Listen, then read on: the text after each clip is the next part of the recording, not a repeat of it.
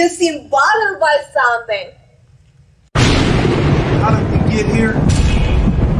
A CDMP TV and film presentation from Crazy D, the mind who brings you the Black Ice Chronicles, the Females DVD, and Situations DVD, brings you The Shifter. It's Halloween night at Crazy D's, and a pesky vamp is out for blood. Beware of the Shifter. That's it. You gotta go beat it damn scram, man. Damn. Why don't you be a doll and find me a place to change? I need a place to change my clothes before I go. What? Don't try to hold me on the phone. Dee, you been holding out on me? I was just about to stop and help. You know I helped the crackheads, D. Some people just don't have originality with their outfits. It's like I hear voices in my head talking to me and shit. I saw that punk ass Charles Pippen and his cousin leaving here. I learned the grace pose. Get your camera ready. We're here, like we said, for trick or treat. Crazy, what did you see? You seem bothered by something.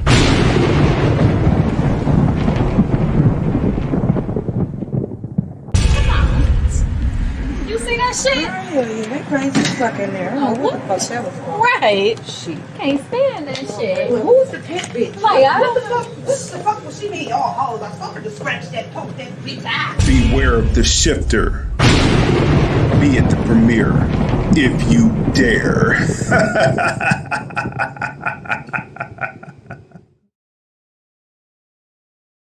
Are you gonna listen to the move? I've been out the loop since '09. Yeah, I'll be back to get at that, though. Check this. I'm at the motherfucking house last night. Guess what the fuck I see? What you see? Shamika, what's up? Fuck you think you fucking with? It's Maxwell, bitch. Fuck you in them shoes. Bitch, I'm about to stalk you with these shoes. I thought I told you to get a jump to Crazy D. I did give it to Crazy D. You know, D, you must have seen money in that. You know, he used to produce those nudie DVDs. Fuck you, thin man. I know you did it. Don't let your mouth write a check, cause I will take it out on your ass. Damn, man. Is you serious? I don't appreciate being roughed up by men. Or should I say, male bitches. Yeah, you gonna work out. And we look for young ladies like you to host them. I look like somebody that can host your videos. That's right. So go change, cause we ain't got all day. Get off for her. Really good, though. I'm doing that bullshit. Crazy. What the hell? How you in my room?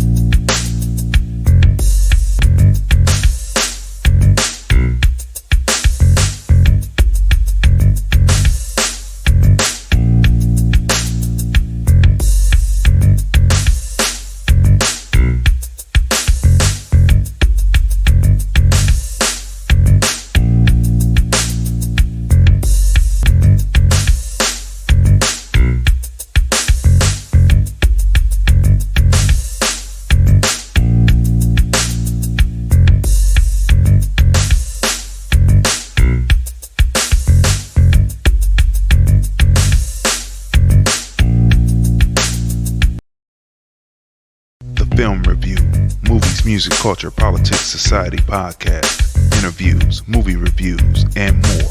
Live Sundays at 5:30 p.m. on the Film Review Life channel. Subscribe. Hi, this is Bernadette Stanis, Thelma from Good Times, and you're watching the Film Review.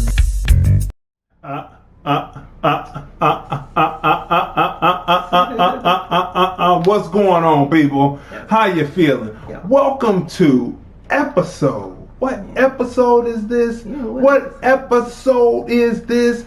This is episode number 134 of hashtag TFR Podcast Live. That's right. The Film Review. Movies, music, culture, politics, society podcast.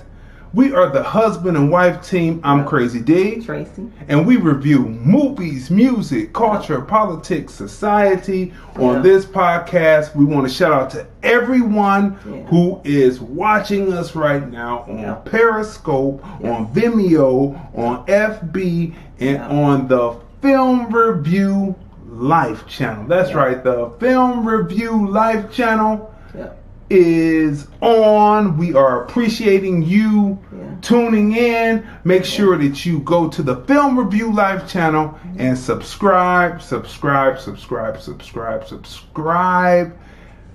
Press like, and share, because we have a jam-packed show for you today. You know, of course, this is leading into Halloween, and like we did last year, you know, what we talked about, the BLAXPLOITATION films that were real popular, and we told you last week we did a recap of that, and you can check that out on episode 133, and then we gave you 4 new films that are not black directed or written, but have black characters in them, and you will enjoy watching them.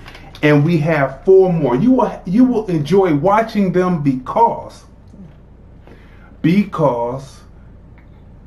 you will be happy to watch them, because there are characters in them, and well, we can't tell you, but you watch this. We want you to have suspense if you have never seen these films.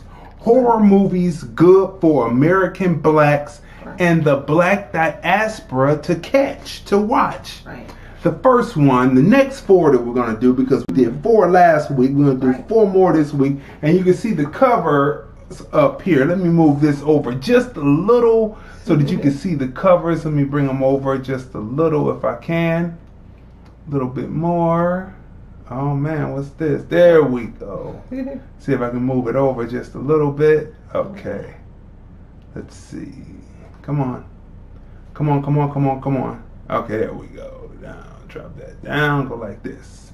Alright, people. So the 4 that we're dealing with this week.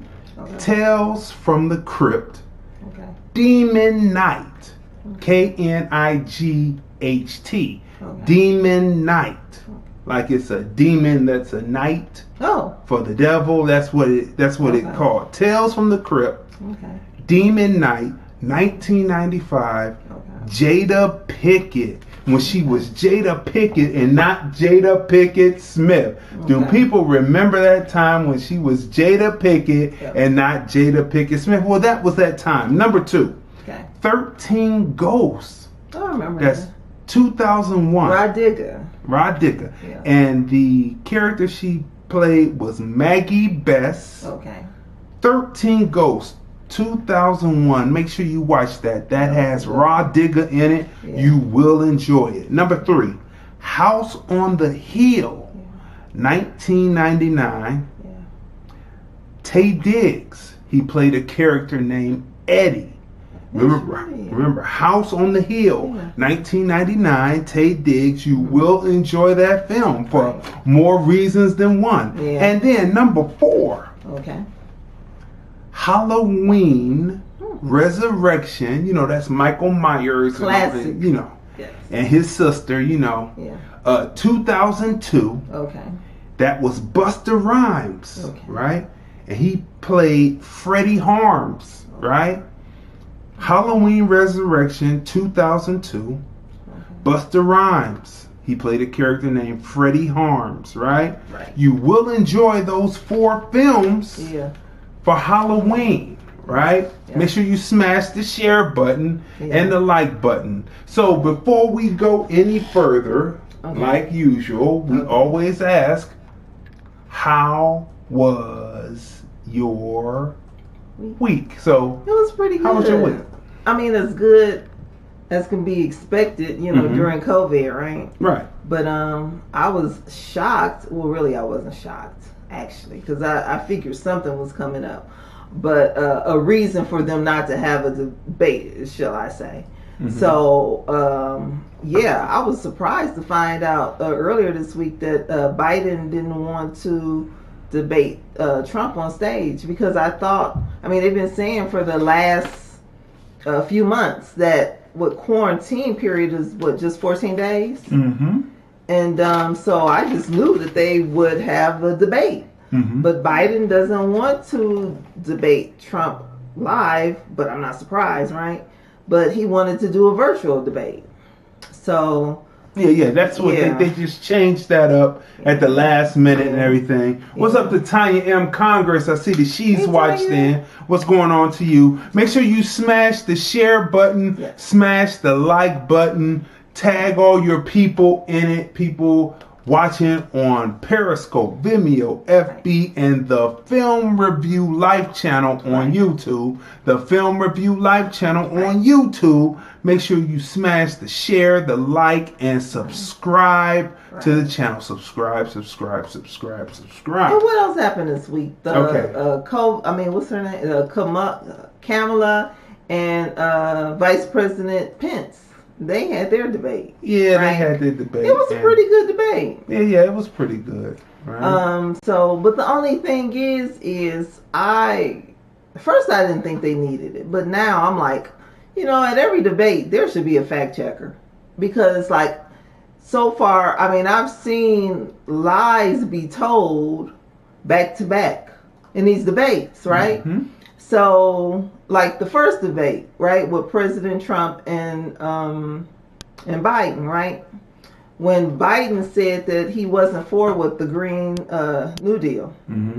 But then on his website, because, you know, we've been talking about this for months now, right? So we've been to everybody's sites. And you pretty much have memorized what's on each of the sites. And I'm like, wait a minute, I could have swore that he has a section on his Biden, right? A section on his website, right? Campaign site, and it talks about the Green New Deal. And when he said that he wasn't for it, I'm like, wait a minute. I'm like, yes, it is.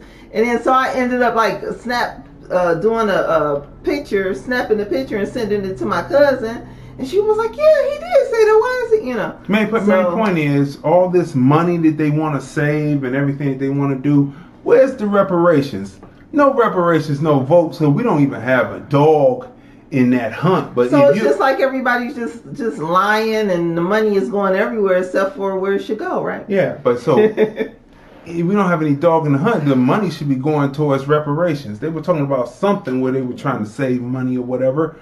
If it's not going to reparations, it's nothing. Okay, people. So let's start with the memes. Smash the share button, smash the like button, tag your people. We are dropping some information in between here because, you know, we're going to be talking about Topsy and Bopsy in a second from Lovecraft Country. So you got to be tuned in for that. Smash the share button, smash the like button. Okay. This person, do you know who this person is? This person, this young woman right here is making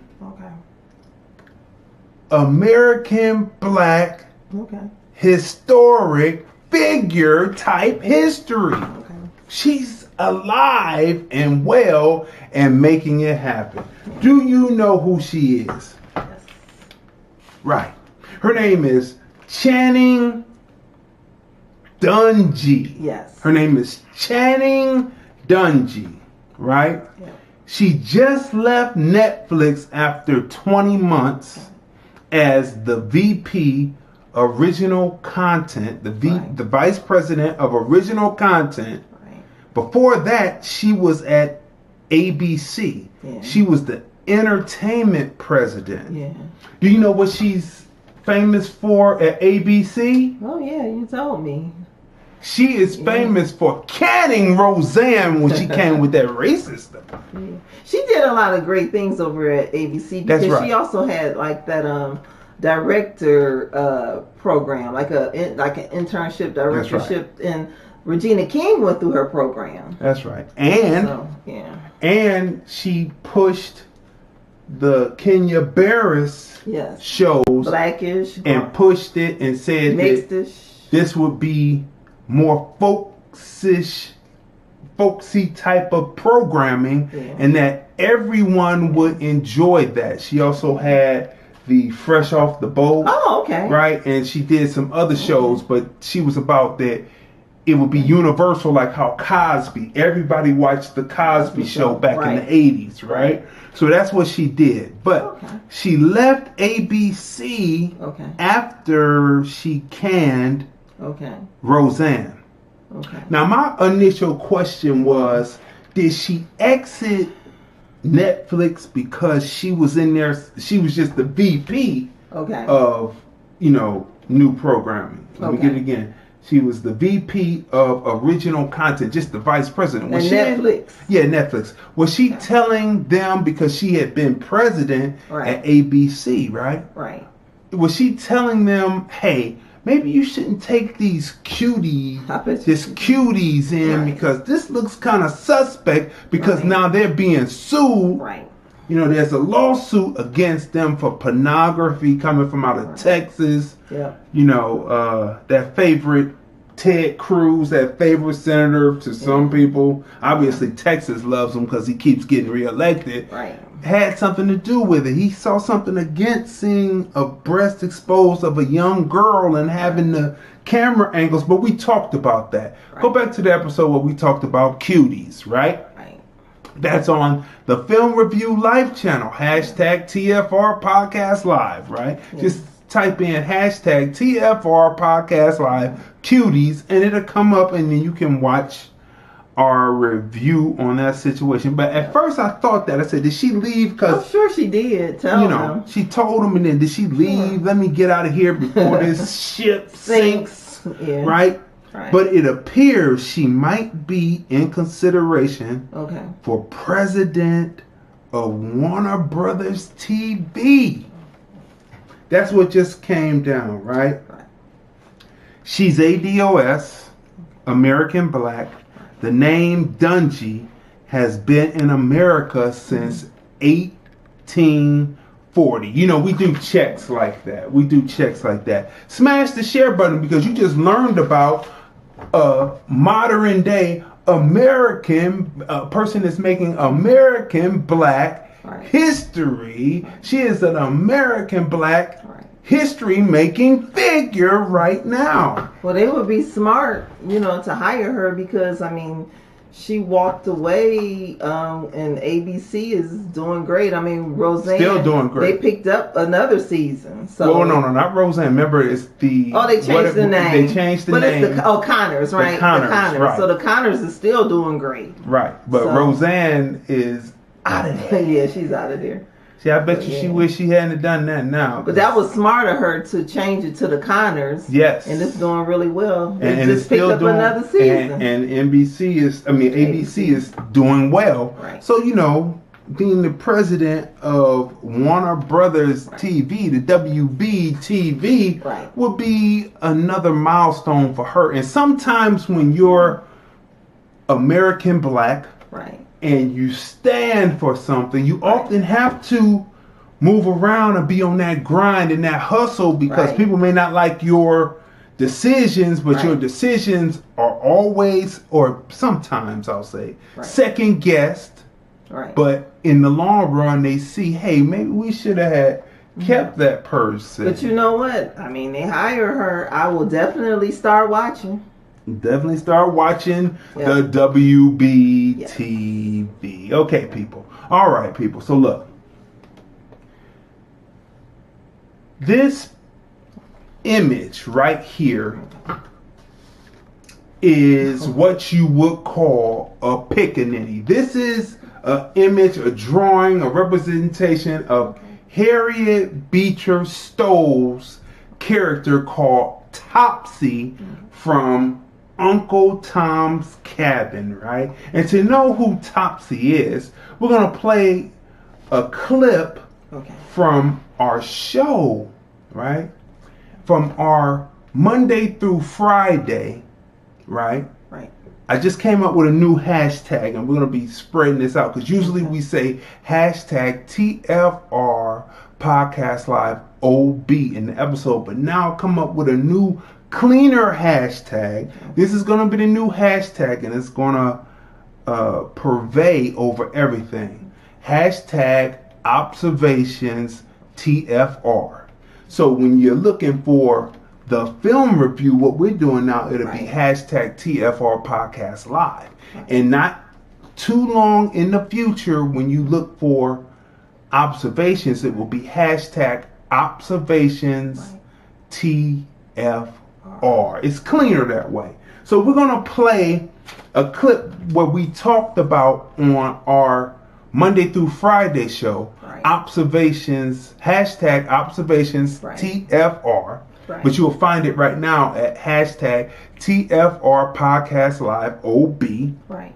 We talked about, my sister broke down the information about Topsy out of the Uncle Tom's Cabin, the character out of Uncle Tom's Cabin, as we were talking about Topsy and Bopsy from Lovecraft Country, right? So, well, let's just go through it, and then we'll be right back on the other side. Here we go.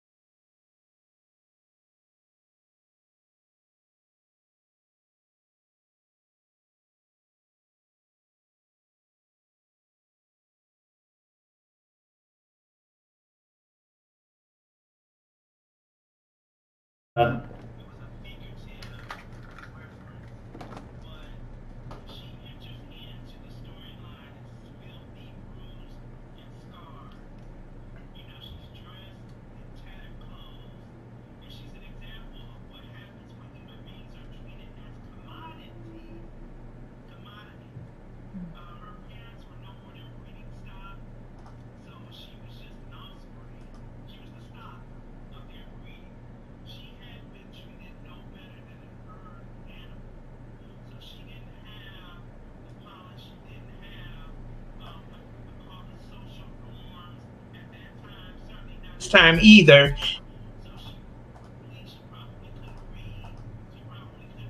Okay, there's something. Okay, there is something going on with the sounds here, because I'm looking at the audio and it's not hitting through, and so I got to figure out what's going on here. So let's start that over, people. That's a snafu on my part. You have to excuse me. I don't know what's going on here. Okay, there we go. There we go.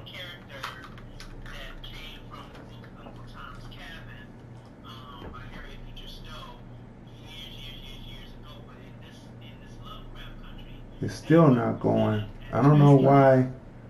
I don't know why it's not. Why the sound isn't playing out to describe this. I don't know what's going on. This is some kind of glitch here. I don't know.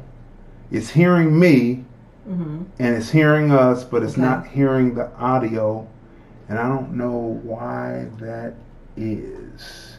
So let me look at this real quick, people. It'll be just real quick while I figure this out. I don't know why the audio isn't playing on this. This is a bummer. Okay, it's playing in my headset. I can hear through the. But it's not playing. Okay. it's not playing out through the system, and I got to figure out why it's not playing out through the system. Let's do this real quick. Let's try that. And just Topsy was a character that came from the book Uncle Tom's Cabin by Harriet Beecher Stowe years ago. But in this Lovecraft country, they represented antagonists that the young lady had to face, the girl had to face, where they were trying to attack her, and the way they were attacking her, it brought terror. In the book Uncle Tom's Cabin, the character Topsy was representative of. Dee just said it, that it was a figurative reference, but she enters into the storyline as filthy, bruised, and scarred. You know, she's dressed in tattered clothes, and she's an example of what happens when human beings are treated as commodities. Her parents were no more than breeding stock, so she was just an offspring. She was the stock of their breeding. She had been treated no better than a herd animal. So she didn't have the polish. She didn't have what we would call the social norms at that time, certainly not in this time either. So she probably couldn't read. She probably couldn't write. She probably had no feelings because she didn't know what love was. She had not been loved. There was no love. It was just abuse, mental abuse, physical abuse, psychological abuse, or any kind of abuse you could think of. She had been a victim of it, and she's wearing it. So when you see these two, there you see one is very light and one is very dark.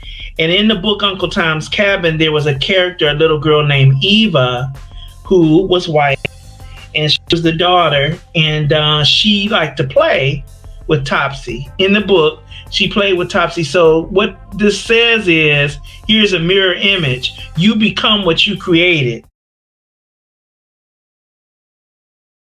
Mirror image, and you become what you created, right? Yeah. So this is Topsy, right? This is the image drawn by Harriet Beecher Stowe, right? But guess what? Besides Topsy being Topsy, Topsy is the prototype of what would be called a pickaninny, right? And we have some art, you know, about the pickaninny before we get in talking about Topsy and Bopsy, right?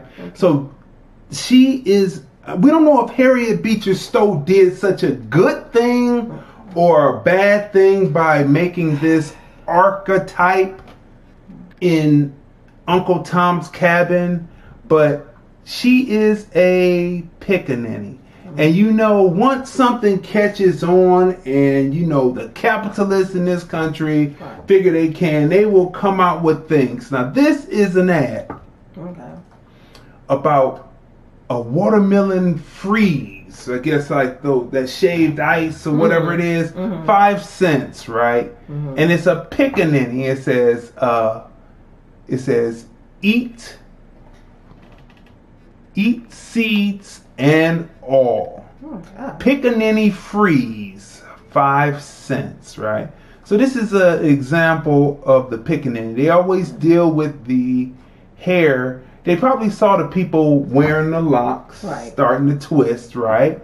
And they would, you know, then take that and run with that and make that a negative thing.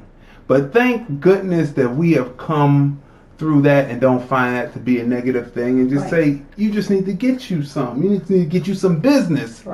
Right? So look, here's another pickaninny depiction, and it says, honey is waiting for you. Waiting for you. Right? Honey is waiting for you, right? Another pickaninny situation, right? That they put in your face. So this is what you would call psychological damage happening to the population at the time. Now here's one that is extremely vicious, which I believe is really a representation of Topsy from out the book. Because as you see, as my sister described Topsy, you see that this one right here, this is Uncle Sam, or rendering Uncle Sam, and Topsy is barefoot and she has her hands out and she has the pickaninny braids, right?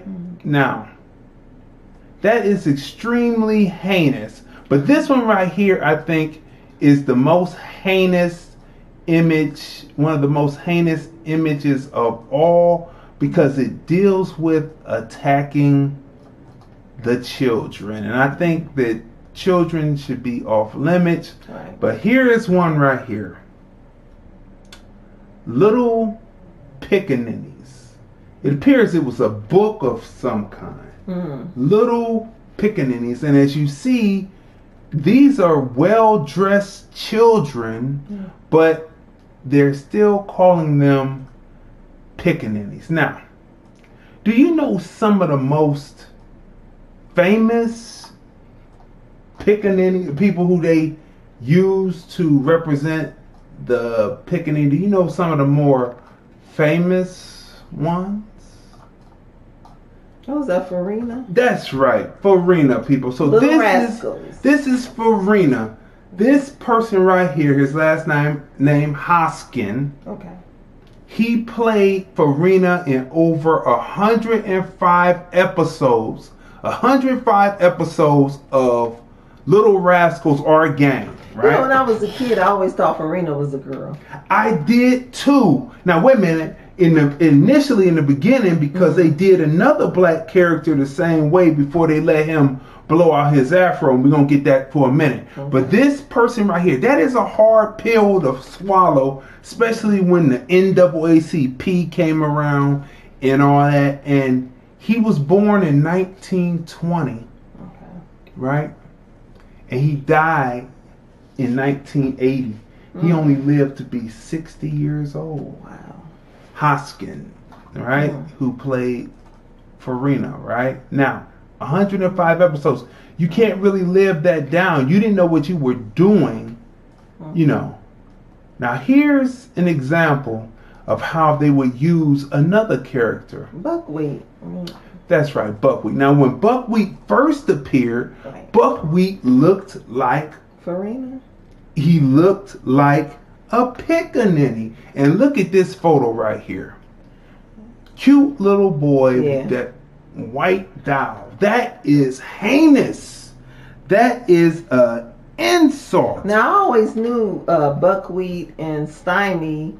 I knew that they were boys, but I thought Farina was a girl. When I was a kid first coming up, because you know they mixed the episodes together, Our Gang and Little Rascals and stuff. So, you know, when I was first coming up, oh, you thought Buckwheat was a little girl? I thought it was because I couldn't tell. I said, I said, is Buckwheat a little girl? And here's the image why I say that, because I was doing my research and I came across how they, because he was a little older in the image that we have right now. But this is when he first came in. Oh, cute. And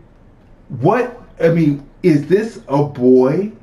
Well, right there it looks like a little girl. Right, and he had the and the pickaninny. Like little barrettes or ribbons. Right, well that's like what it was. That's the pickaninny braids, right? And so these are the psychologically damaging images that they were putting across about black people at the time, right? So Lovecraft, the writers of Lovecraft, right? You can look up the writer for me real quick, the head writer. The writers of Lovecraft bring you an episode 8, which is entitled, let me find it real quick. It is titled Jigaboo Boo, right? That's what episode 8 is entitled. And they bring you on steroids representation of the pickaninny, or the what would be considered the jigaboo, right? And they bring it to you in the form of Topsy and Bopsy. The young girl, Diana Freeman. Now remember these names.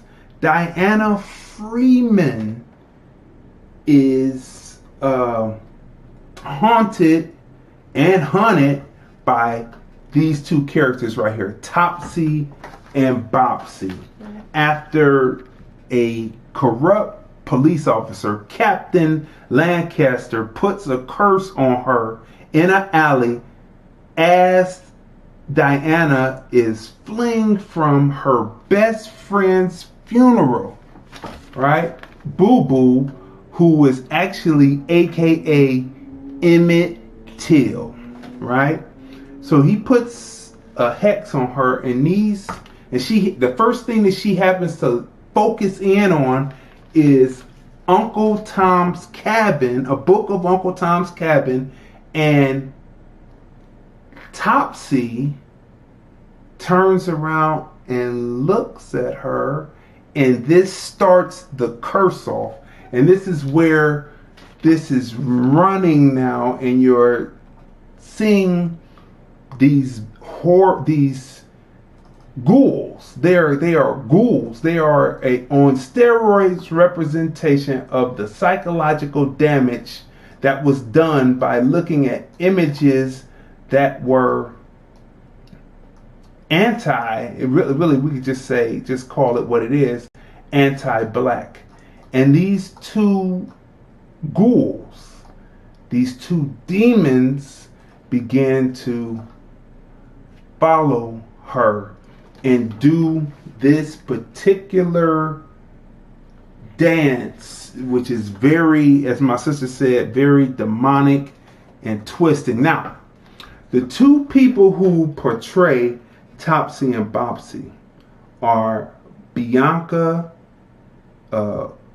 Bruton. Bianca Bruton. She plays Bopsy. This is Bopsy right here to the left, right?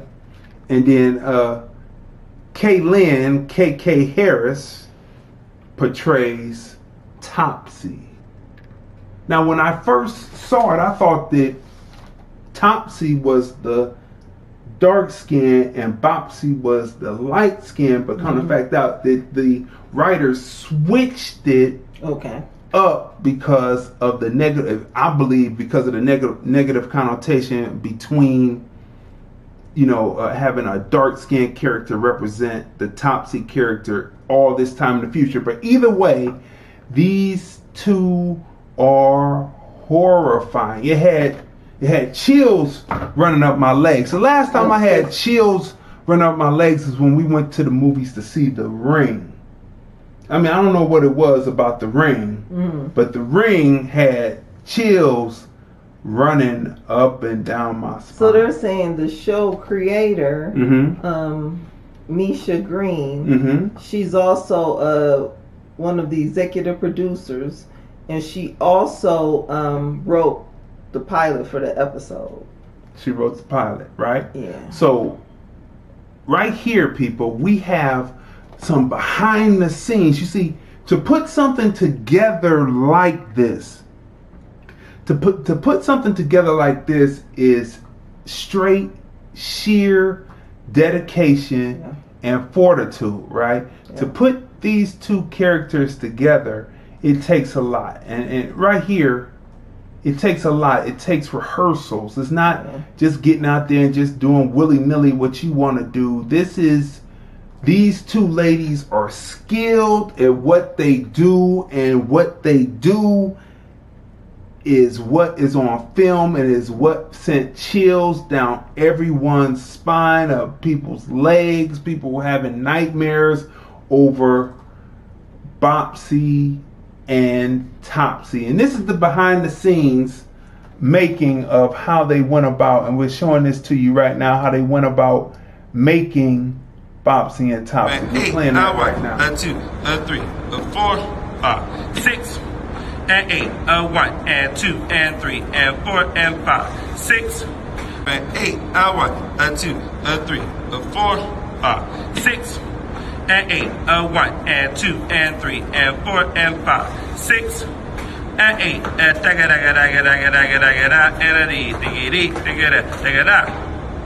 2, 3, 4, 5, 6, 7, 8.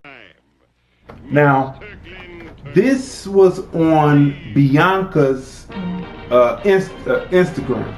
And she at first said that she was discouraged about doing the role because I don't know if she actually knew about blackface, but this is what this is. And now this is a white actor, and they have something about that song, the Camptown Lady. Now you know who this is. This is Beyonce, right? And why would you say we're watching Beyonce? You see this young lady right here, dancing right here, that was in Beyonce's Coachella performance. Right. This is Bianca Bruton. And so it just goes to show you, she played Bopsy in this. It just goes to show you that Beyonce is truly, once you get with Beyonce and you have talent, you will be recognized and you will move forward. And so all success to her, she comes from out of Florida, right? So, man, let me tell you something. If you're not watching Lovecraft Country, if you're not watching this show right here, let me bring this up so that you can see this. If you're not watching this show right here, you are missing a tour de force. Lovecraft Country. We have to talk about it almost every week. Yeah. That's how good it is, right? Yeah. That's how good it is, right? See, episode 8 is a social commentary. It shows how well-meaning adults can be so wrapped up with what their concerns are, to the point the children are left to fend for themselves. No one will listen, and for the most part, they won't recognize the person. The child is gone until it's too late. It hits on child abuse, child abduction, and the damaging images of self children, American black children, witness via media. What do you have to say about episode 8? I mean, I agree. We talked about that, and not to give anything away. So hopefully everyone has seen Lovecraft Country, but if not, definitely watch it. But we talk about how the little girl she's mourning the death of her best friend, and we talk about how she's being blown off by the adults. There's this one scene when she approaches one of the adults, and she's trying to tell her that she's being chased by these demon ghouls, and the adult that she runs to just blows her off. So this little girl is left to dealing with this on her own, right? And they were supposed to be searching for her, but then they all got wrapped off into. I'm trying to figure out, was that part of the curse too, that she wouldn't be listened to? So I mean, that's all in it, but it's a social commentary being put across within this entertainment. And we've told you there are certain shows, Lovecraft Country, right?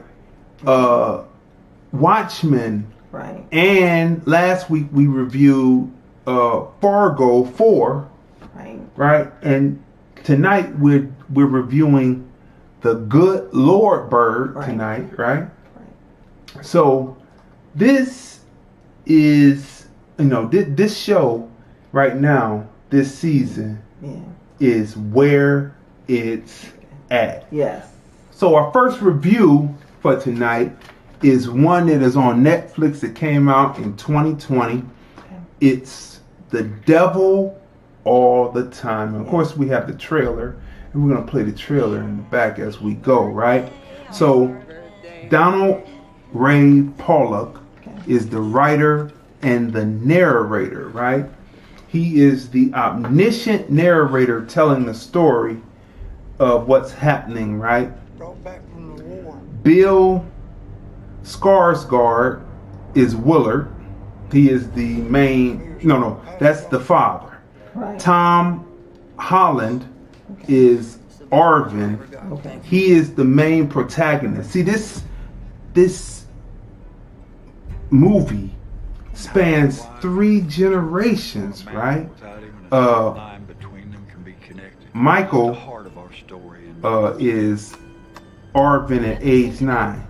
Haley Bennett is Charlotte. Charlotte has an interesting situation that happens in this picture, and she has an interesting end, an interesting conclusion. Matter of fact, a lot of people in this film have interesting ends, right?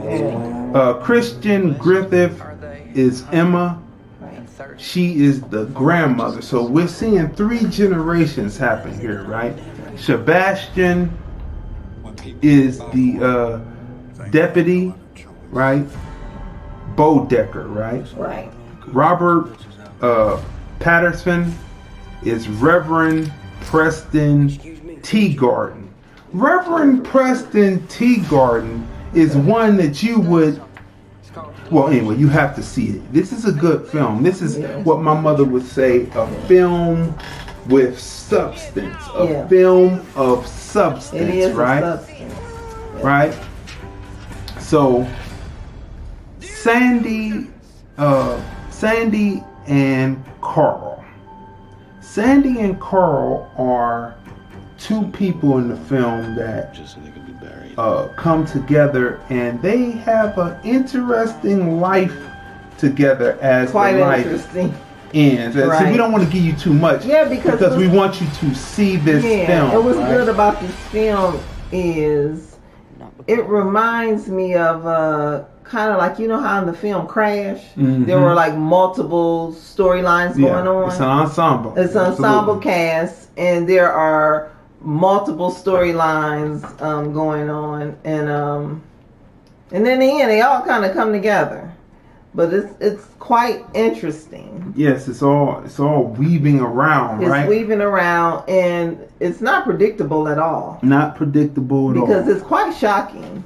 Quite shocking. Yeah, and it is. It's a really, really good film. It should be called Everyone Gets Their Just Due.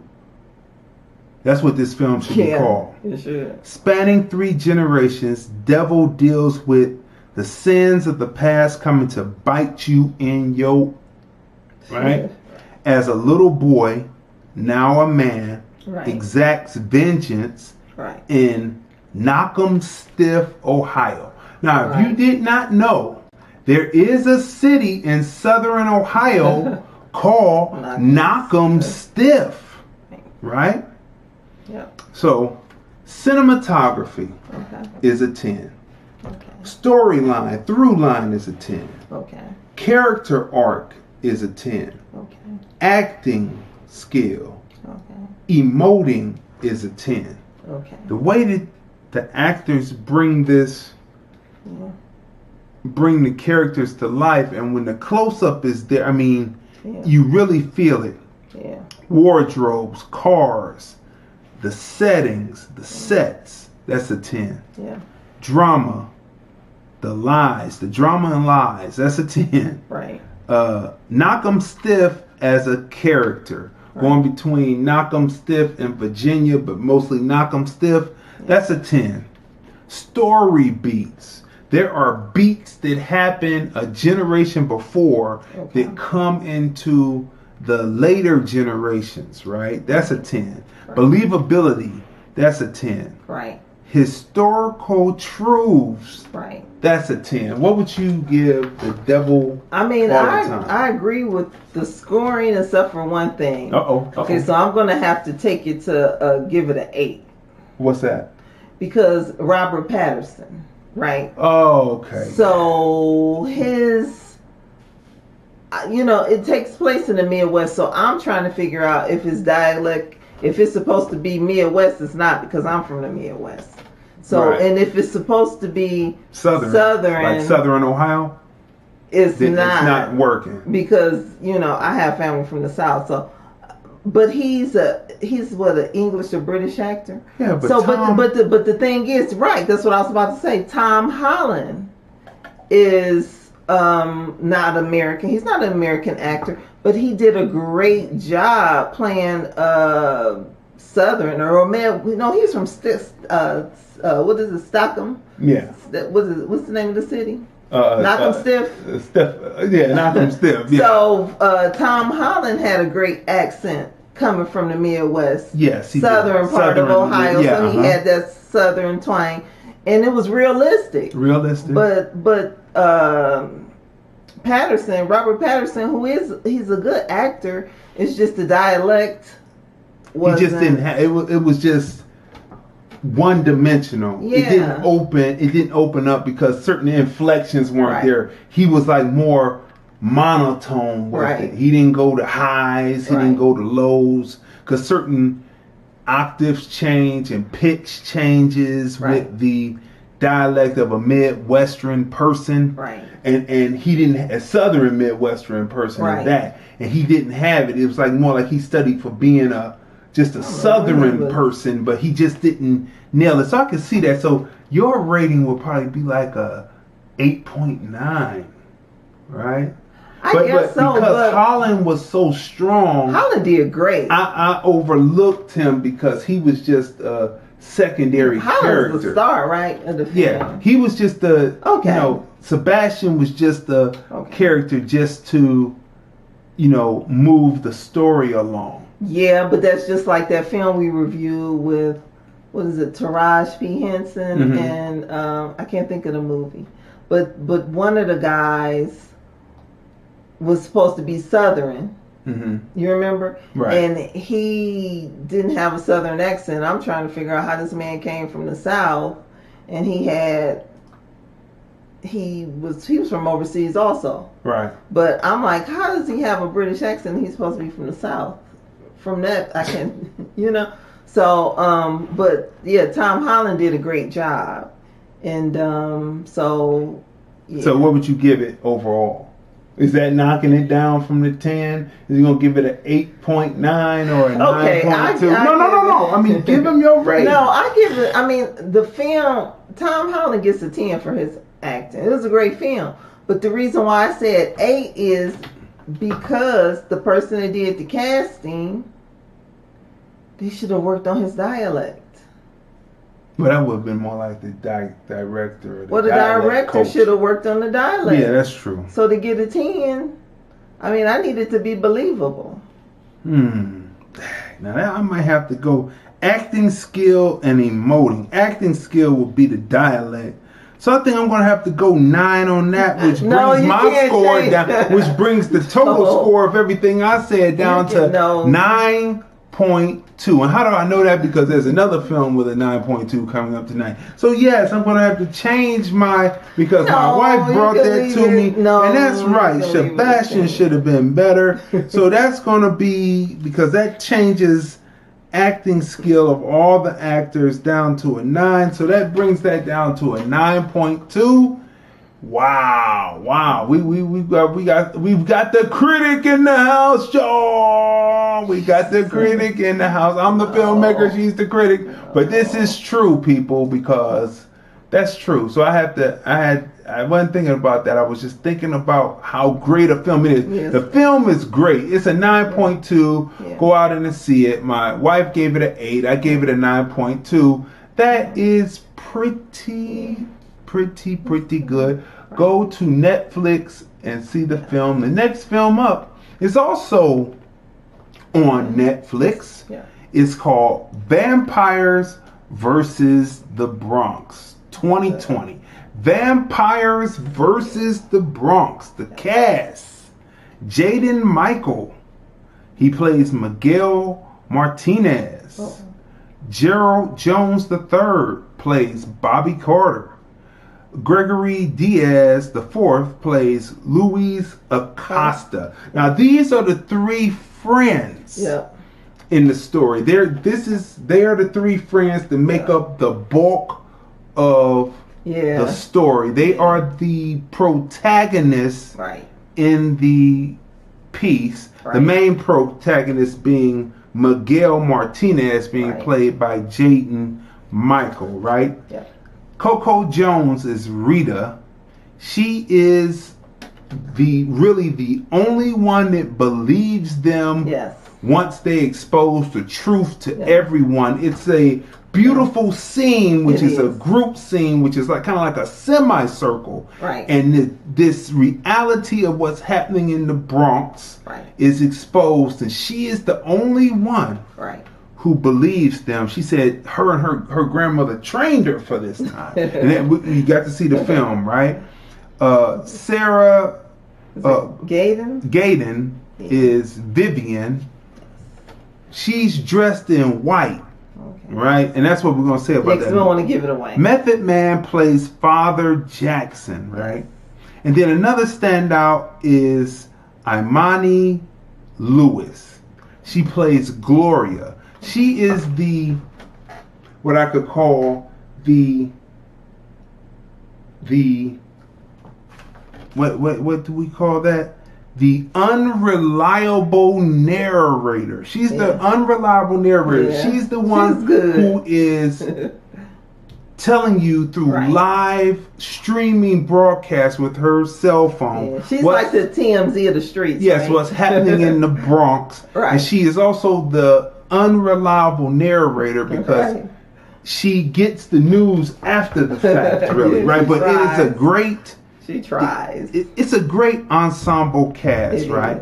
It's an ensemble cast that tells a vampire tale in the Bronx as young middle school age teens discover a regentrification outfit working to beautify, quote unquote, to beautify the Bronx has a deadly consequence for those who sell out. I would even say that it's racist vampires versus a minority majority. But you know what? There's a cameo also. Yes. Zoe Saldana. That's right. She's in it. Yeah. She's like a puppy, mommy. Yeah. And then Chris Reed from Saturday Night Live, and then the kid Mira. Yeah, right. So, and it's an ensemble cast, but we pulled out some of the ones that you should look out for. It is a beautiful piece. It's good. Children can watch this. They can. This is children friendly. Yeah, it is. But yet adults will see it and enjoy it also. Yeah, they will, especially like Shia Wiggum, and we know him from Boardwalk Empire, right? So and also the Perry Mason. Yep. The prequel to Perry Mason being a lawyer. We reviewed that, right? Yeah, we did. Great show. Did, right? Yeah. So cinematography is a 10. Yep. Bronx, I had to bring the character, the city being the character. Yeah. Bronx as a character is a 10, showing the culture. I mean, it's beautiful. It is. Storyline, through line, 10. Yeah. Acting skill, the emoting of the actors, 10. Wardrobe and sets is a 10. The lighting, I would have to put lighting under wardrobe, sets, and lighting. The lighting, the way they show you what was alive, and then how they show you that it's a dead area. Beautiful lighting. Check out the lighting. Drama, comedy. You know, it's not that it's buffoonish, it's that the situations will have you tripping out. You'll laugh and say, oh man, I would react that way. That's a 10. Story beats, that's a 10. Believability, that's a 10. Showing off the culture, showing the culture of the Bronx, that's a 10. The various cultures of the Bronx are represented, which is one big gumbo, and they all come together. That's a 10. It's a 10. I agree. Historical truths put in about the Bronx, that's a 10. What would you give Vampires versus... I would give it a 10 also because, like you said, what I really thought was interesting was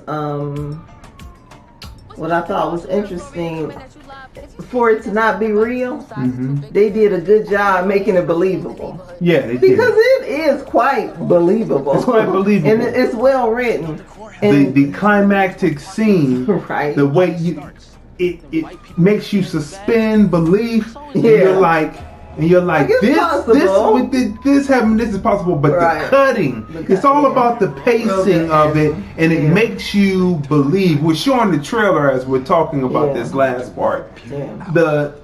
It's believable and it moves, man. And the cinematography, the camera angles, the way that they move and tell the story, the lighting, everything about this is good. Plus, it is child friendly. It is, and then I love the sense of community, right? And then the friendship and the brotherhood, the sisterhood, and I love how they all came together, you know.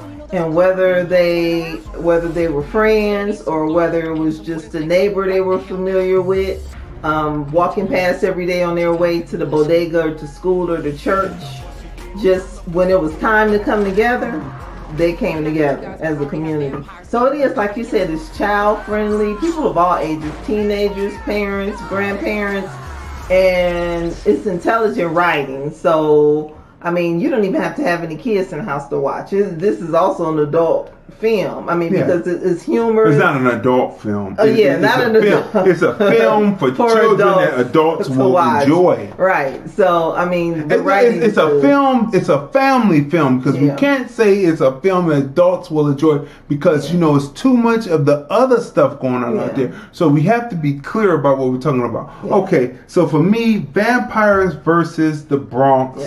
Is a 10 as we go through rapid fire on the show. We are so jam-packed tonight. Now, the next piece. It's so good, I'll watch it again. The next piece that we are getting ready to review is The Good Yard. The Good Lord Bird. The Good Yard. You thinking about Harvard Yard? Yeah, I'm thinking about it. Yeah. The Good Lord Bird, right? The Good Lord Bird, starring Ethan Hawke as John Brown, Joshua Caleb Johnson as Henry, or quote unquote Onion, Herbert Point DeJour as Bob, David Diggs as Frederick Douglass. Of course, Frederick Diggs from Blind Spotting, the 2018 film that we reviewed. He is the co-writer of the screenplay and he is the star of the film. David Diggs, right? He plays Frederick Douglass, right?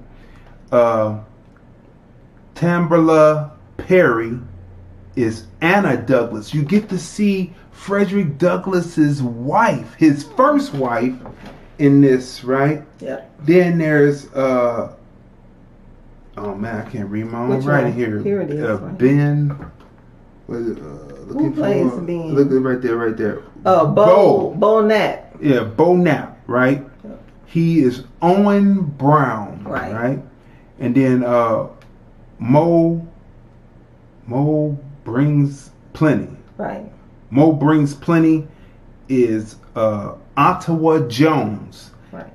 And David Mose plays Dutch Henry. That's the opening sequence in it. And also our favorite actor, Orlando Jones. You know him from American Gods, but he's not on there anymore, so no need to watch, in our opinion, season 3, because they're getting ready to buffoon that out. First 2 seasons, excellent. Third season, and not so much. He plays the railman in this picture, right? John Brown, born, this is going to be interesting for you. John Brown, born May 9th, 1800. I'm not surprised. Passed December 22nd, 1859. 1859. He was only 59. See, he just couldn't help it, 1842 to late 1850s to 1859, Harper's Ferry. This is what this is covering, because what you find out is the person is narrated through the voice of onion. Yeah. And so and in the book, he traveled with John Brown and his pack for 17 years, right? Wow. Right? Wow. And John Brown was trying to create a slave liberation movement, right? But not enough slaves joined in. I wonder why. I wonder why they didn't jump in when he was getting ready to get Harper's Ferry. I don't know why they didn't jump in. I wonder what that was about. I wonder what that was about, right? Everybody got so God look, on their side. We're playing the trailer. Seems like from this episode, one jumped in. Well, no, two slaves so far jumped in. But we're talking about when it got to Harper's Ferry. When it got to Harper's Ferry, yeah. How many was with them? I mean, I don't know. We're going to play the trailer. Look, only about 10. Oh, okay. But anyway, look. First person tried, convicted, executed for treason in the United States of America. He was tried in the Commonwealth of Virginia on treason to the United States of America, and he was the first person tried, convicted, and executed on treason. The Good Lord Bird, the story of John Brown and what led up to the Battle of Harper's Ferry, told through the eyes of a liberated ex-slave named Onion, told with drama and humor as intended by James McBride, the author of The Good Lord Bird, right?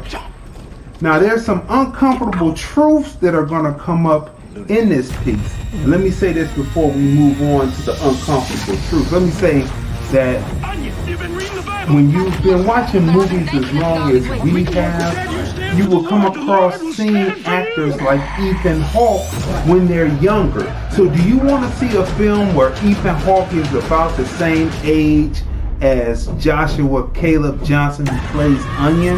Then you want to see the movie Dead Poets Society starring Robin Williams. If you have never seen Dead Poets Society, it is another film of substance, right? And I had a rap group that I was working with in the 90s. The film came out in the 90s, right? And they were influenced by the Dead Poets Society, so they called their collective the Dead Poets, right? And representing the hip hop. You know, hip hop wasn't like it used to be. You know, hip hop wasn't even 40 years old then. But anyway, it's funny. But you know, Dead Poets Society, you have to see that. And of course, you know him from Training Day with Denzel and plus so many other films. But yeah, you can see that there. Now, James McBride. James McBride is the writer of A Good Lord Bird. And of course, Crazy D has cut up a video package. That gives a pretty good synopsis besides the synopsis that we brought here just now. It brings a pretty good synopsis of through the mind of James McBride, right? So we're going to go ahead and play this without further ado. Here we go.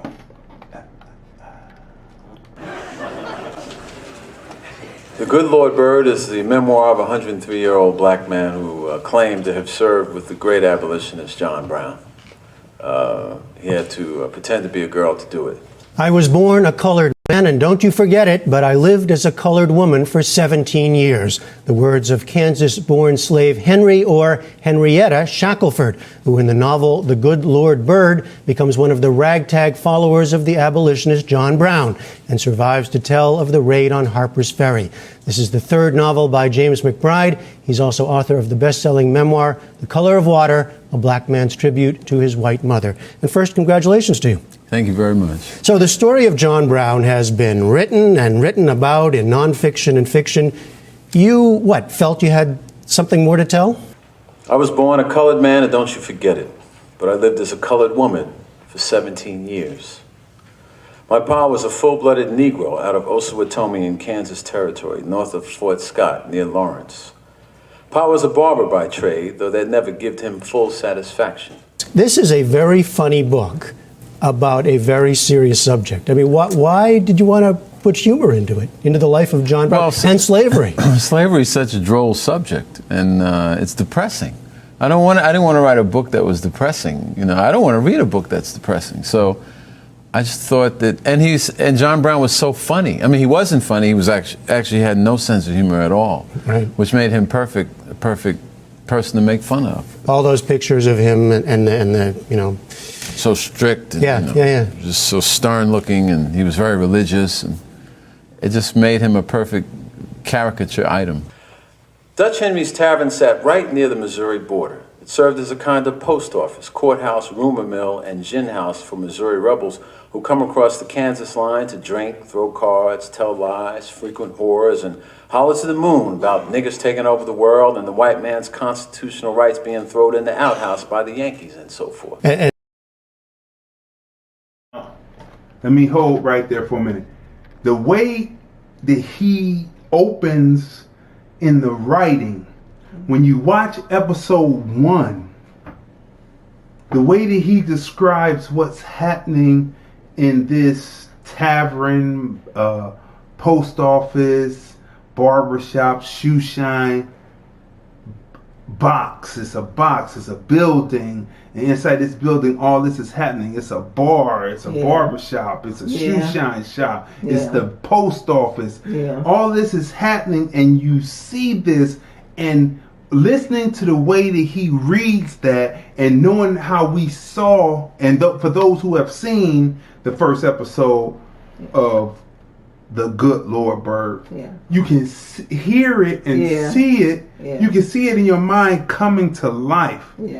And the way that it's captured on film is almost identical. It's amazing to hear. So let me back it up just a little so that you can get the full effect. We don't want you to miss any of his interview portions. I just had to stop and say that is just amazing how books and written literature can take you places in your mind, right? And then when you see the movie, you say, "Wow!"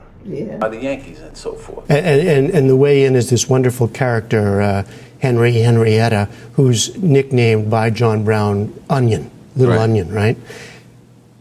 A vernacular voice that you write in, a black voice telling this story. Well, I love that old country, that old country talk. We still have a lot of Americans who talk like that, black and white, that sort of direct black vernacular of, I was born by the river and the kind of hee-haw chit-chat.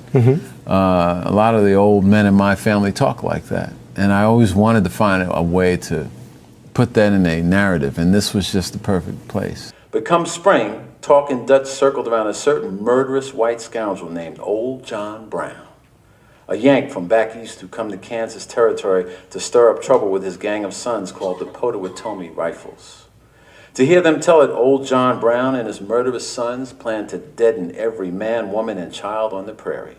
Old John Brown stole horses. Old John Brown burned homesteads. Old John Brown raped women and hacked off heads. Old John Brown done this, and Old John Brown done that. And why, by God, by the time they was done with him, Old John Brown sounded like the most onerous, murderous, low-down son of a bitch you ever saw. And I resolved that if I was ever to run across him, why, by God, I would do him in myself. Along the way, you're messing with some big icons. I mean, John Brown, of course. Frederick Douglass comes in for a cameo here, and it's not the most reverent view of Frederick Douglass I've ever read, that's for sure. Well, yeah, I got scorched a little bit by that Frederick Douglass depiction. But it is funny. And Frederick Douglass in real life was married to a black woman and had a white mistress, and they lived in the same house together. I mean, that, you can't do that in Brooklyn now. I mean, I don't know where you can do it. I mean, maybe there are places where you can do it, but I mean, my point is that it's just right for cracking a joke about it. Well, how many people knew that you are going to see that in this series? Right. You're going to see his wife, his mistress. Right.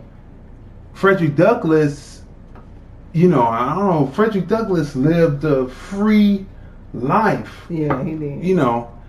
And and so I did some research, and he had 5 children with his wife Anna, who is also an abolitionist. But while once the children started, she had to stay at home and keep the home front, keep the fort down with the 5 children while he went and did what he did. But before, just like James McBride said, he had a wife, a black wife, and then he had this mistress, and they were staying in the house together. And there are letters that when she died, she purposely said for them to burn.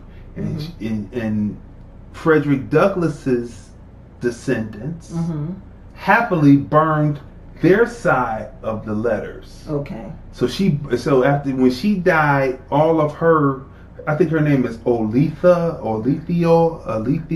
but we're going to know that because on Monday we're going to be going over Frederick Douglass on observations, hashtag observations TFR. Right now, hashtag TFR podcast live OB. We're going to be going over, the Frederick Douglass, and we're going to be laying out everything and looking at the complexity of a man that was an abolitionist. So we come on Monday through Friday at 9:30 a.m. Pacific, 12:30 p.m. Eastern, with hashtag observations TFR. That's myself and my sister, my special guest host, my sister Tanya M. Congress. And on Monday, we're going to be talking about Frederick Douglass. So you're going to want to definitely tune in for that. Make sure that you share right now. Make sure you subscribe. Make sure you tag your people in it to let people know that we're on right now and get ready for Monday, right? So let's continue on with this, because it's interesting to learn about people and that, it's not as clean as you would think it is. Not long after I decided them proclamations, an old tottering Irishman teetered into Dutch Henry's and sat in Pa's barber's chair. Weren't nothing special about him. There was 100 prospecting prairie bums wandering around Kansas territory in them days looking for a lift west or a job rustling cattle. This drummer weren't nothing special. He was a stooped, skinny fella, fresh off the prairie, smelling like buffalo dung, with a nervous twitch in his jaw and a chin full of ragged whiskers. His face had so many lines and wrinkles running between his mouth and his eyes that if you bundle them up, you could make him a canal. His thin lips was pulled back to a permanent frown. His coat, vest, pants, and string tie looked like mice had chewed on every corner of him, and his boots was altogether done in. His toes stuck clean through the toe points. He was a sorry-looking package altogether, even by prairie standards, but he was white. So when he sat in Pa's chair for a haircut and a shave, Pa put a bib on him and went to work. As usual, Pa worked the top end and I done the bottom, shining his boots, which in this case was more toes than leather. After a few minutes, the Irishman glanced around and seeing as nobody was standing too close, said to Pa quietly, "Are you a Bible man?" Well, Pa was a lunatic when it came to God, and that perked him right up. He said, "Why, boss, I surely is. I knows all kinds of Bible verses." The old coot smiled. I can't say it was a real smile, for his face was so stern it weren't capable of smiling, but his lips kind of widened out. The mention of the Lord clearly pleased him, and it should have, for he was running on the Lord's grace right then and there, for that was the murderer, old John Brown himself, the scourge of Kansas territory, sitting right there in Dutch's Tavern with a $1,500 reward on his head and half the population in Kansas territory aiming to put a charge in him. Thank you.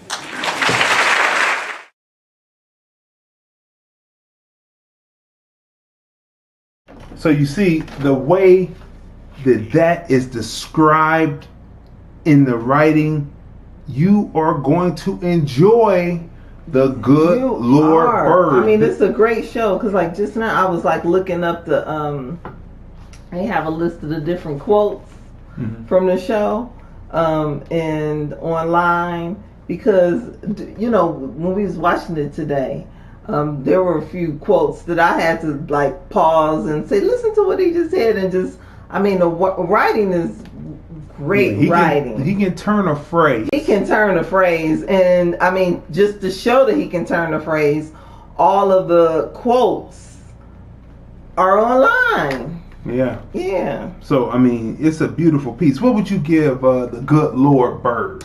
I would definitely give it a 10. I mean, Definitely 10 plus. I mean, because like you said, it's well written. It moves quickly, like, you know, the action, and it just makes sense.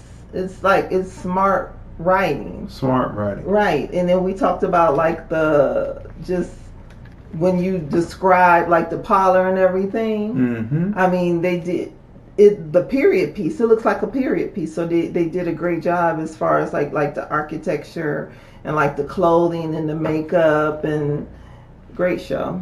Mm-hmm. Cinematography, the movement of the camera in this, the battle sequences. Yeah. The dramatic acting on it, and how the camera catches it with the various angles and lens sizes. That's a 10. Yeah. Storyline, through line. That's a 10. Character arc. The character of Onion is constantly arcing because he starts out as a person that's an enslaved person that's only seen one place his whole entire life up to that point, and then he's moving through and he's constantly arcing as he gets more life experiences. That's a 10. And the thing about it is now that we're talking about this, everything happened so fast, and he was with his father growing all of his life. He was with his dad, right? And then he has truly arced because, you know, can a person, you'll see it once you watch it. Nothing away. Yeah, but I mean, this is a young man, and he's a teenager, so he's not even a man yet, right? Right. So he's a young man, and maneuvering in this world. And if you haven't seen it, you'll see the first episode, and you'll see the tragedy that happens to this young man. Mm-hmm. And it's amazing. He's an amazing character. Because if he's 17, right, and he spent 17 years with John Brown leading up to Harper's Ferry, right, he's 34 when this odyssey ends. He's a full-grown man. He starts out a child, and 17 years pass. Let's say he's 17 years pass. He's 34 years old. You see how those double digits, I often tell people, when you're 9, 11 years pass and you're 20. You're 19, 11 years pass and you're 30. Right, 29, 11 years pass and you're 40. Right. You say, where'd the time go? So he's 17. Let's just say he's 17. 17 years past. He's 34 years old by the end of this journey that he took. It's like the Hobbit or something. You know what I mean? Yeah. So anyway, wardrobe and period. The period piece. That's 10. Yeah. Virginia as a character. That's a 10. Story beats, that's a 10. Believability, that's a 10. Historical facts in the film, in the series, that's a 10. The Good Lord Bird is a 10. You have to see The Good Lord Bird. We are going. Because James McBride, he does such a great job, like with the writing. Like, I'm going to have to get the book. You know, I would love to read the books. I'm definitely gonna pick up the book and read it. Yeah. So next up, people, because we're going rapid fire tonight, is another piece on Netflix 2020. Okay. Uncorked, right? Courtney B. Vance is Lewis, the father. Niecy Nash, Sylvia is the mom. Right. Sasha Capri is Tanya. Kelly Jarrett is Brenda. Mahmoudou Athi stars Elijah. He is the protagonist of the film. Right. It's an ensemble cast, and everybody in the ensemble cast works. Yeah. Right? Written by Pentis Prentice Penny, directed and produced by Prentice Penny. A young man has his own life, his own way to walk in life, which builds conflict between he and his father, who desires for his son to take over the family business, right? That's our synopsis of the film, Uncorked, right? What makes Uncorked so good is it is a tale about generations, right? It's a tale about generations, and how the generation before may have to have made certain sacrifices that generation believes that the next generation that comes up behind them, their sons or their daughters, will have to make the same sacrifice. But as the world turns and as time moves, different opportunities are opened and change the way the world operates. A perfect example is Roots, The Next Generation, where the parents were telling Irene Cara, she was in it, telling her people that, you know, they need to watch out because the Caucasians are like this. And they said, oh no, this is a new day. They're open, but they soon find out, but there are openings that are different than the generation before. And each generation should look for the next generation to have a better opportunity, right?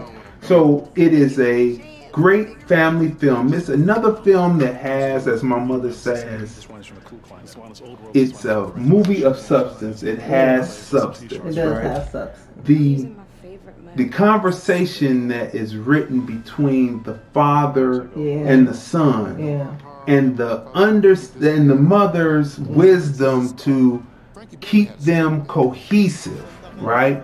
Through this whole situation, because there's a tragedy that happens in the film, and the young man is traveling, he's in Paris, and a tragedy happens, and he has to persevere, and the family has to persevere, right? It was so realistic, that film. Yeah, it's so realistic. It was you know, for people who have lost loved ones, this film is truly a realistic depiction of what it is. It's heartfelt. It's well written. You know, we have to give kudos to the writer director. So, what would you like to say about Uncorked before we get to the rating? We have to add the music because it was great music in the film. Great acting. And while we were watching the film, I remember saying to you that the writing is just so good. It just felt so like familiar. The conversations are conversations that you know were used to being around, as far as your family members or you would have with your friends.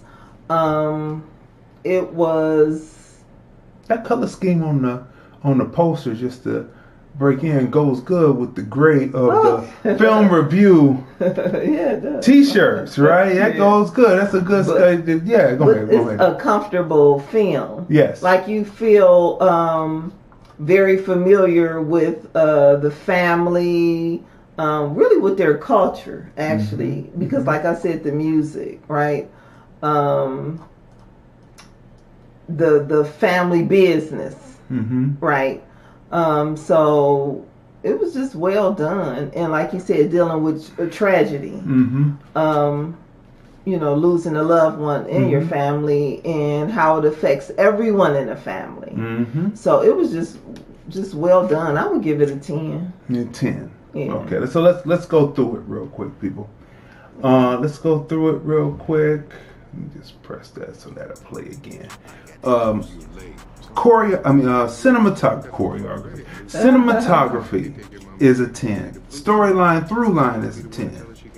The character arc in this film is a 10. Acting, skill, emoting is a 10. Wardrobe, sets is a 10. The barbecue restaurant, the barbecue joint as a character is a 10. Story beats, moving through all throughout the film, connecting the dots, that's a 10. Believability, the drama, that's a 10. Family, the family unit, the family history, the family unit, family history, that's a 10. Now, I added a new category. Oh, okay. Right? Okay. Which I was disappointed in the film. I was disappointed in the film at the end.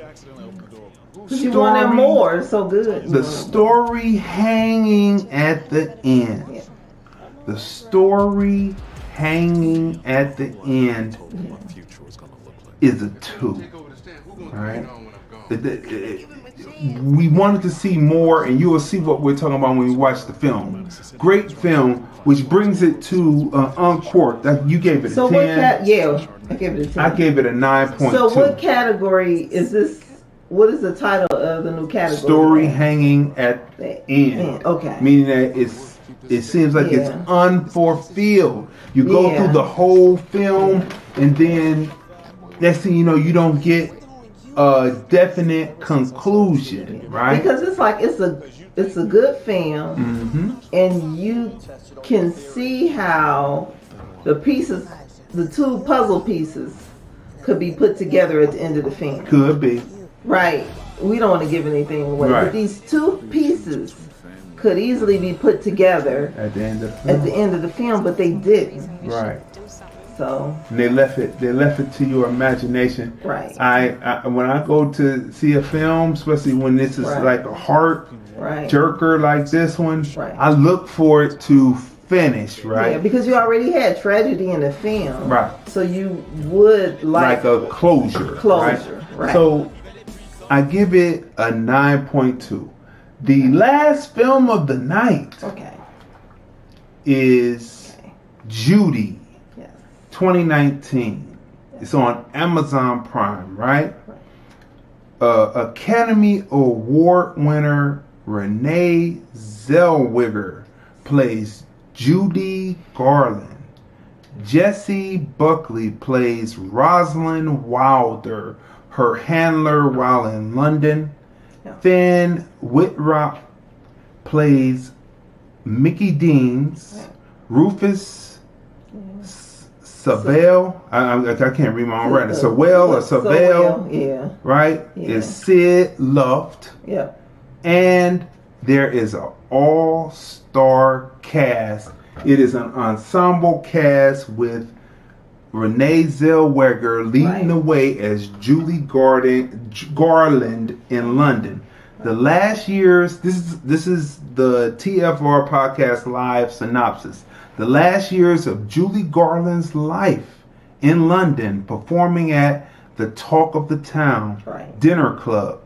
Yep. She's down and almost out, but she's still got her voice and the ability to command a stage. Yeah. The training at MGM coming in handy, but she wants to retire to raise her kids, but flashing back to harsh treatment at MGM as a child. Now, when she flashes back, that's Darcy Shaw. Okay. But flashing back to harsh treatment at MGM as a child only pushes her mind to be cloudy. And so, sad. I mean, it is a sad, Judy Garland's existence is a pretty sad existence. It's not as sad or as disappointing as American Black existence during that same time period. Right. But in the case of American Blacks, they just didn't let you in. Right. In her case, she was let in and she was ran through the ringer. You're too fat. You're too this. You're too that. Keep your eyes focused away from the camera. Take this drug. And you can watch. And, it's funny because they had another Judy Garland movie on. I think it was on HBO years ago. And and the director was telling her, keep your eyes on the camera. And when you watch the early Judy Garland films now, you can see her eyes going like this. It's such a shock. It's like a disappointment to see it, and you see her eyes trying to avoid looking directly into the camera lens, because you know she came from stage, really, right, as a young person, right. So, you know, this is the trailer as we're talking, right. Renee Zellweger deserved the Academy Award because she not only acted like Judy Garland, gaunt in her last year of life, but she also sang in the movie, and it was convincing as an aging Judy Garland that still had the remnants and still had the pipes and the stage presence and the movement. She embodied Judy Garland. She did. Like, just like the mannerisms.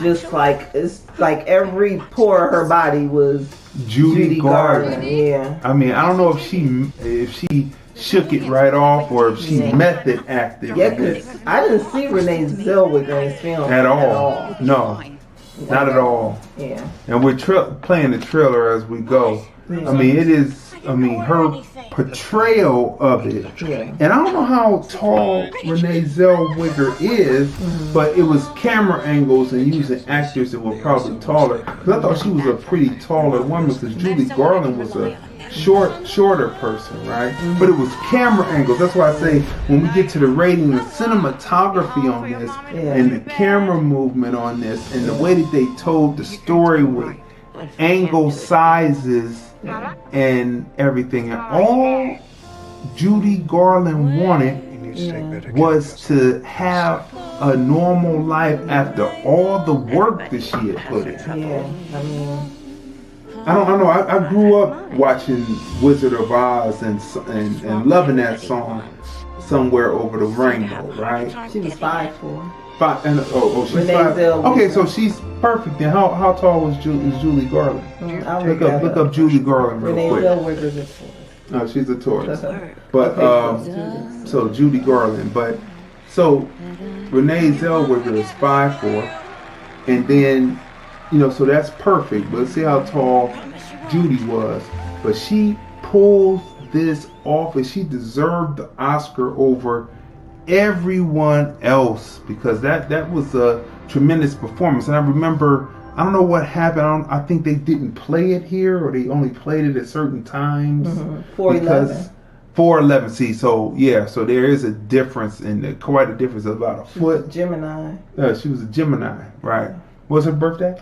Her birthday was June 10th, 1922. June 10th, 1922. Judy Garland. Grand Rapids, right? Michigan. Midwest person, right? Yeah.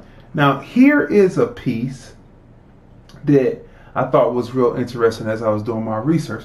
This is an interview with Johnny Carson on the Tonight Show, where she talks a little bit about her career. And when you look at the poster of Judy, and then you look, this is during this time period of when, just before she's probably getting ready to go over to London, and Renee Zellweger nails this. Is there anything you've ever wanted to do that you've never done? Retire. Oh, come on now. Come on now. You don't really want to, do you? I mean, quit singing? Well, I'd like to be terribly rich. I mean, sort of disgustingly rich. And so there's nothing wrong with that. No, not at all. And then just be able to sing when I want to. And then if that were the case, I'm sure I'd be singing every night. That always happens, doesn't it? Yes. I don't know if it always happens. No, people always say if they get enough money, they would retire, but they don't. Who's had the greatest influence on your career? Your entire life? On my career? No. MGM. No, I would imagine so. And vaudeville before that. Vaudeville was kind of... You worked with your sisters originally in vaudeville. Yes, and my mother.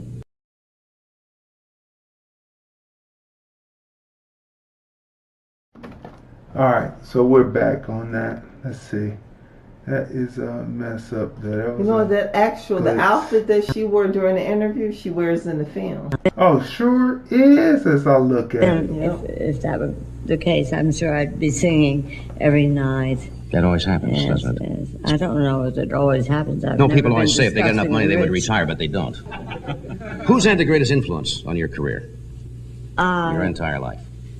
On my career? No. MGM. No. No, I would imagine so. And vaudeville. Before that, vaudeville was kind of... You worked with your sisters originally in Yes, vaudeville. Yes, and my mother.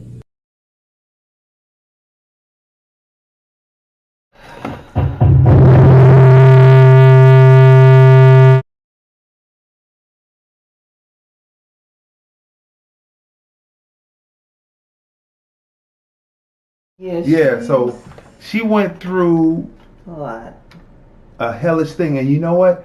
Yeah. She had husbands and poor money management and trusting other people with her money. Yeah. Made it so that she was broke in the end, and she was needing money. She was getting shows in the States at $100. Right. In the movie, they moved it to $150, but in actuality, in the States, she was doing it for only $100 a show. And this is Judy Garland from MGM. And she didn't have what they will call today a momager. Mm-hmm. You know, her mother wasn't around. Her father wasn't around when, you know, the studio heads, you know, were emotionally and physically abusing her as a child. Because she grew up, under MGM, acting in films. And she was just, all alone. And, just from a, you'll see it when you watch the film, but I was just amazed. I knew that she had a drug and alcohol problem as an adult, But I didn't know that as a child, the studio was giving her drugs as a child. Yeah. Mm-hmm. It's horrendous what they were doing. It's really horrendous. So you have to see Judy, the flashback sequences. Well, let's get to it. Cinematography,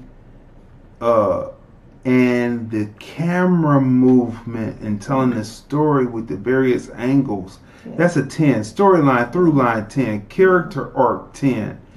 Acting skill, emoting skill, the singing, while emoting, 10.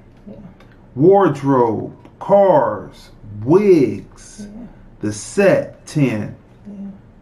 Locations is a 10. Story beats, connecting the flashbacks to what was happening in her life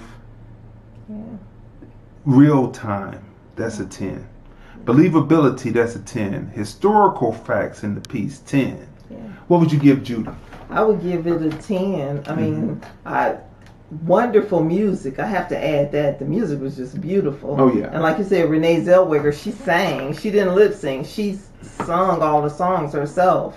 So the music was great. I have to add that, and then along with the costume and design, which is a part of it, but I definitely have to add the jury because the pieces were really nice.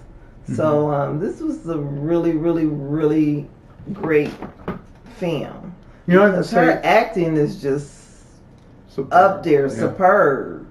You know, I have to give props to this film. There's 3 films that you should see, right? One film didn't get the Oscar, but the other 2 did. Okay. Judy, the Bohemian Rhapsody, the story of Queen. That was good. And the story of Elton John. It was good also. Right? Yeah. Those 3 films that you should see. If you're into music and you're into all types of music. I grew up a DJ, that was into hip hop. So hip hop is amalgamation of various different types of music. So we as DJs listen to everything.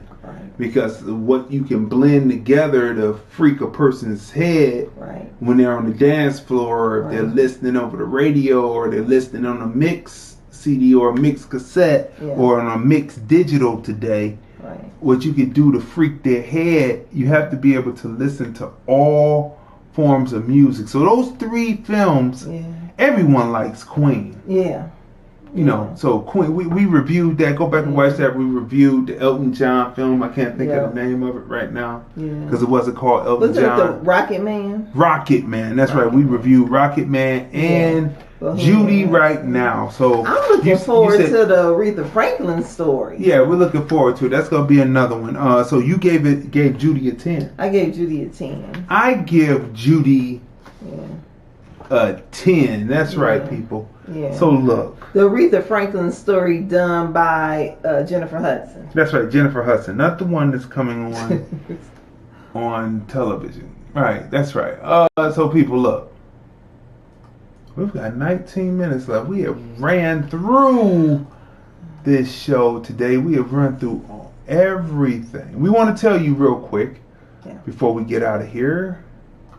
We want to thank you for tuning in. Yes. Make sure, people, that these shows are in your repertoire to watch. That you are watching these particular episodes right here. I mean, these particular series, right? I'm putting them up now so that everyone can see them. Bring this down here. Move this over. You have to watch these shows because they are bringing context to what we are seeing happen today. There are context to it, right? Then you can research from off of the facts that they are giving. It is Lovecraft Country. As soon as we get over here, we're there to watch Lovecraft Country tonight. Watchmen, right? You have to watch that. It's supernatural, but it deals with Tulsa, Oklahoma, 1921. Fargo. That's tonight also. That's right. Fargo. We have a correction on it. My wife was correct. It does have to do with Kansas City. So, you know, we do a correction on the shows when that's not right. It's called Fargo 4, but it's dealing with cities in the Midwest.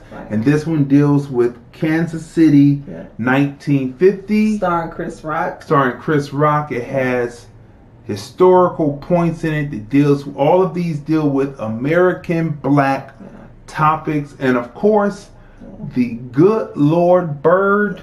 Make sure that you put this into your repertoire and make sure that you watch all these because each one of these are connecting dots that you can fill in by just Googling today. You don't have to use the Dewey Decimal System, but I would say stay in practice and know how to use the microfiche and the Dewey Decimal System still. Boy, this has been a robust show. And don't forget that you can hear the replays on iHeartRadio.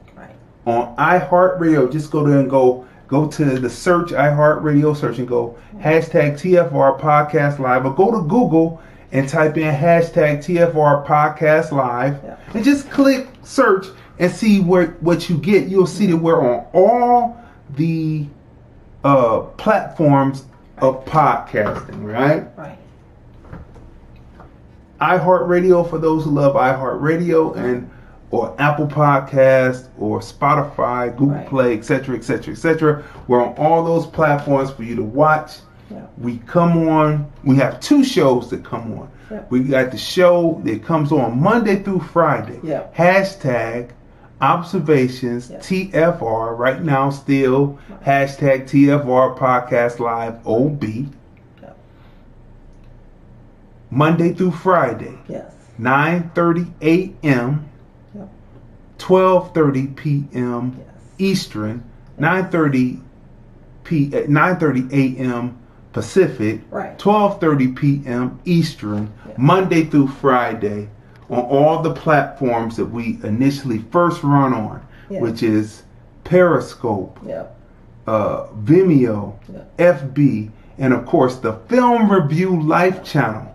Make sure you go there and subscribe, hit the like button, hit the share button. Let the people know that we're on. We have over 100. We have right now Monday through Friday shows. Right. We have 33 episodes going to episode 34. Yeah. And then, of course, we have the film review, Movies, Music, Culture, Politics, Society podcast. That's my wife and I. Yes. We are the husband and wife team. Yes. We come on Sundays at 5:30 p.m. Eastern, Pacific. Right. 5:30 p.m. Pacific, 8:30 p.m. Eastern. Yes. On Sundays. Yep. On all of the first run platforms, Periscope, Vimeo, right? Facebook, and of course the Film Review Live channel on YouTube. Make sure you subscribe right now because we're on right now. Subscribe, like this video, share, tag, subscribe, right? And then we are on all of the platforms of podcast streaming, right? Yep. So we appreciate coming to you. We do. With all of these platforms, and we appreciate you watching. Yes. Right? Yep. So, is there anything that you want to close with? Just everybody be safe and well through COVID, and thank you for watching, and watch both shows. And like I said before, Monday through Friday, the observations, I call it the daily news.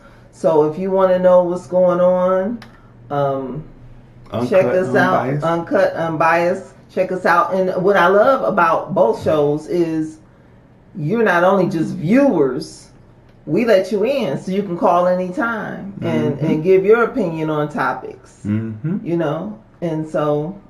And make sure, people, that you go over to Cash App. $ TFR Podcast Live. That's $ TFR Podcast Live, and smash a few dollars on that account. Say, hey, we appreciate what you're doing, Tracy, Crazy D, Tanya. Smash a few dollars onto that account. We will appreciate you like we appreciate you because we come every week jam-packed with shows, right? So people, you have been watching another great episode because we're getting ready to get off here and watch Lovecraft Country and Fargo for the next episodes. So we're getting ready to get off here right now and head straight there, right? You have been watching another great episode of #TFR Podcast Live. That's the Film Review, Movies, Music, Culture, Politics, Society podcast. We are the husband and wife team. I'm Crazy D. Tracy. And we review movies, music, culture, politics, society. And we will see you next Sunday at 5:30 p.m. Pacific, 8:30 p.m. Eastern on another episode of #TFR Podcast Live. I love this show. Me too. The Film Review, Movies, Music, Culture, Politics, Society podcast, interviews, movie reviews, and more. Live Sundays at 5:30 p.m. on the Film Review Live channel. Subscribe. Hi, this is Bernadette Stannis, Thelma from Good Times, and you're watching the Film Review.